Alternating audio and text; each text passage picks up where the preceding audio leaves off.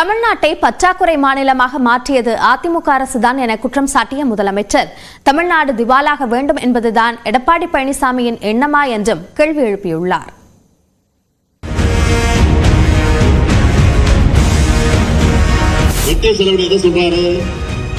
மகளிர் தொகையை சொல்லுகிறாரா? காலை உணவு திட்டத்தை சொல்றாரா? நீங்க போடுகிற எல்லா கணக்கு தப்பு கணக்கு தான்.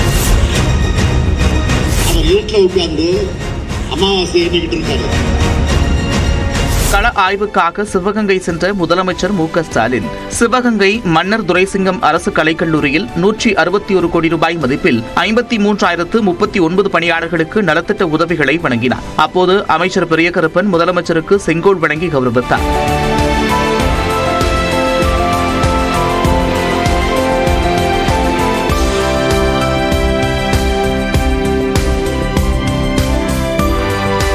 இந்த நிகழ்ச்சியில் பேசிய முதலமைச்சர் மு.க.ஸ்டாலின் சிவகங்கை மாவட்டத்திற்கு கொண்டுவரப்பட உள்ள திட்டங்களை பட்டியலிட்டார். அரசின் சாதனைகளை பொறுக்க முடியாமல் திண்ணையில் அமர்ந்து கொண்டு வெட்டி கதை பேசுவதை போன்று எடப்பாடி பழனிசாமி வாய்க்கு வந்ததை பேசுவதாக முதலமைச்சர் குற்றம் சாட்டினார். அவர் இன்னொரு கட்சி தலைவர் அறிக்கையை அப்படியே காப்பி பேஸ்ட் பண்ணி அதை அவர் வெளியிட்டு இருக்கிறார், படிச்சுக்கிட்டு இருக்கிறார், பேசிக்கிட்டு இருக்கிறார். பொய்களாலும் அவதூறுகளாலும் நம்ம வீழ்த்த முடியுமான்னு பார்க்குறாங்க. உண்மையிலே இன்னைக்கு பேசுகிற எதிர்க்கட்சி தலைவர்கள் ஆட்சி காலத்தில் தமிழ்நாடு என்ன நிலைமையில் இருந்துச்சு? 2011 திமுக ஆட்சி காலத்தில் உபரி வருவாய் மாநிலமாக இருந்த தமிழ்நாட்டை 2013ஆம் ஆண்டு முதல் பற்றாக்குறை மாநிலமாக ஆக்கினது அதிமுக அரசு. இத்தனைக்கும் அதிமுக ஆட்சி காலத்தில் அவங்க முதுகு வளைஞ்சு சேவை செஞ்ச அவங்களுக்கு இணக்கமான ஒன்றிய அரசு இருந்துச்சு. அரசின் எந்த திட்டங்களை எடப்பாடி பழனிசாமி வெட்டி செலவு என்று கூறுகிறார் என்று கேள்வி எழுப்பிய முதலமைச்சர் அவர் போடுகிற எல்லா கணக்கும் தப்பு கணக்கு என்று விமர்சித்தார்.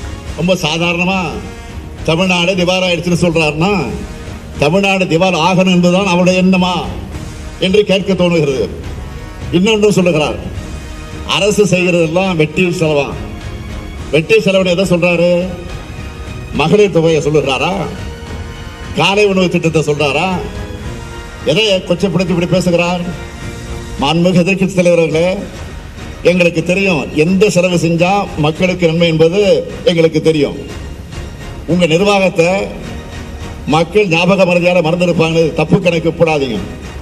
எதிர்க்கட்சி தலைவர் அவர்களே, நீங்கள் போடுகிற எல்லா கணக்கு தப்பு கணக்கு தான். மத்திய அரசை கொள்கை ரீதியாக எதிர்ப்பதால் எதிரியாக நினைத்து அவர்கள் செயல்படுவதாக மு.க.ஸ்டாலின் விமர்சித்தார். மேலும் மத்திய அரசின் திட்டத்திற்கும் மாநில அரசின் நிதிதான் செலவிடப்படுவதாக முதலமைச்சர் தெரிவித்தார்.